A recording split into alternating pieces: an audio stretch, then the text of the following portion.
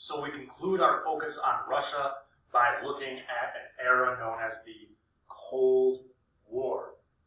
Now, the United States and the Soviet Union were key players. In fact, they were the two main superpowers in this Cold War.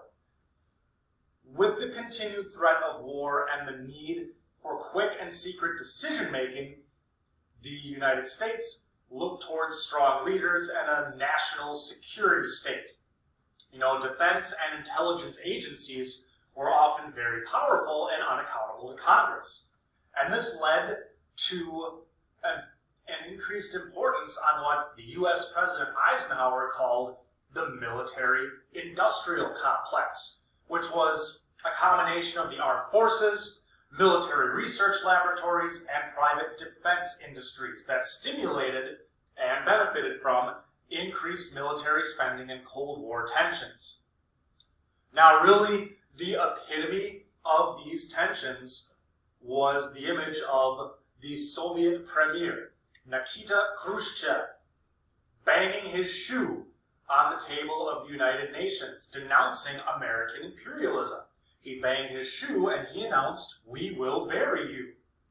This rivalry extended into outer space when the Soviets launched Sputnik in 1957. Sputnik translating to satellite.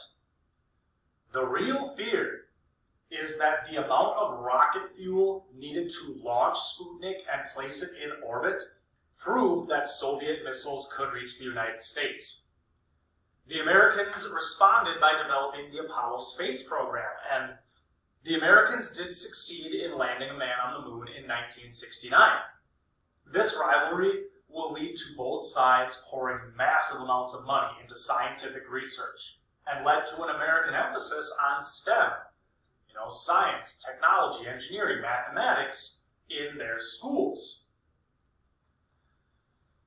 Now, the tensions between the U.S. and then the more southern nation of Cuba reached their peak in 1962, and by this time, Cuba had their own revolution and they had gone communist. The leader was a man named Fidel Castro, and he believed that the U.S. would never allow his socialist experiment to proceed peacefully. So that's why he forms close ties with the Soviet Union. And Premier Khrushchev used this as an opportunity to secretly ship nuclear weapons to Cuba. And this was a departure from the previous Soviet position of focusing on their own borders, an immediate sphere of influence. Now we're taking a look at the Western Hemisphere. Now, American surveillance detected the missiles. So Kennedy issued an ultimatum: withdraw the missiles or face nuclear annihilation. Each side understood what this meant. So the Soviets withdrew their missiles, and subsequently, the Americans quietly withdrew nuclear warheads that they had in Turkey. So throughout the 50s and well into the 60s, we have this dance, this rivalry that's taking place. Now, Leonid Brezhnev actually led the Soviet Union for nearly 20 years, from 64 to 82, and this was a period of relative stability.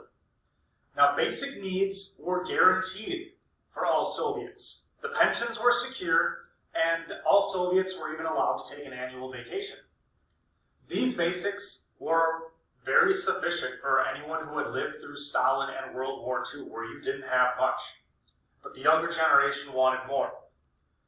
They knew full well that there was a higher standard of living in the West, and they wanted it.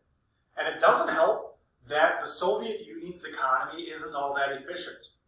So better and abundant consumer products will never materialize. Making new military commitments in Afghanistan does not help at all.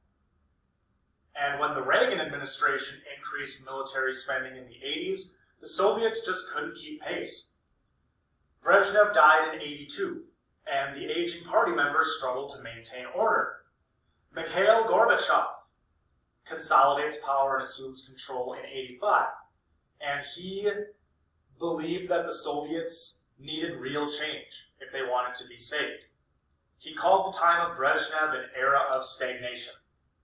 And again, He wants change. Now, you can't overstate the importance of the election of Ronald Reagan and his policies, because he forcefully confronts the Soviets.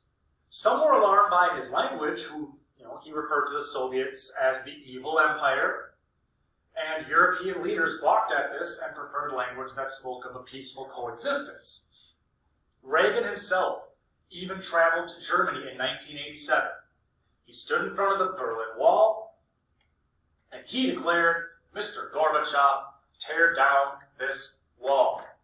So the confrontation that Reagan was willing to risk did kind of help eventually bring this to an end. Now, the main changes that Gorbachev instituted included the withdrawal from Afghanistan. He reached out to Reagan to limit arms, and he also instituted perestroika and glasnost. Economic centralization was to come to an end. The state was going to take the lead, but market incentives would be used instead of bureaucratic command to manage production. Subjects like politics that were previously forbidden were now fair game. So perestroika was more the economic restructuring. The glasnost, or openness, was all about freer expression. Now, this policy was greatly tested in spring of 1986, when officials tried to cover up the explosion at the nuclear reactor in Chernobyl. This angered the Soviet people and their European neighbors. And Gorbachev had promised that honesty and openness would mark the new USSR.